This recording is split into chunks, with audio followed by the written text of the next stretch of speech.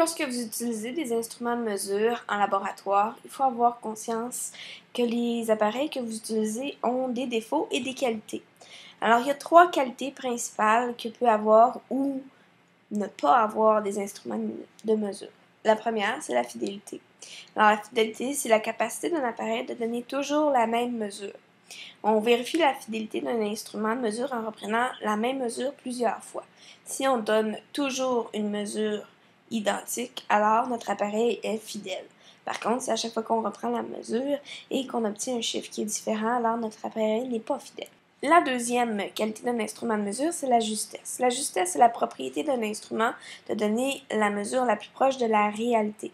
Alors, si on sait par exemple qu'on prend une masse de 1 kg, qu'on la met sur une balance et que la balance donne 1,0 kg, alors la balance est juste. Par contre, si on a une autre balance, on sait que notre masse est de 1 kg et qu'on met sur la balance et qu'on a 996 grammes, par exemple, alors là, notre appareil de mesure n'est pas juste.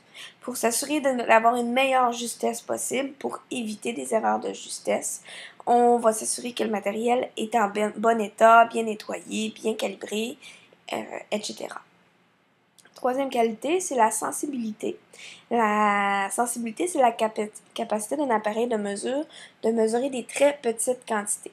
C'est important de choisir un appareil le plus sensible possible pour mesurer ce qu'on décide d'effectuer. Par exemple, on va choisir un cylindre gradué de 25 ml pour mesurer un volume de 18 ml plutôt qu'un cylindre de 100 ml.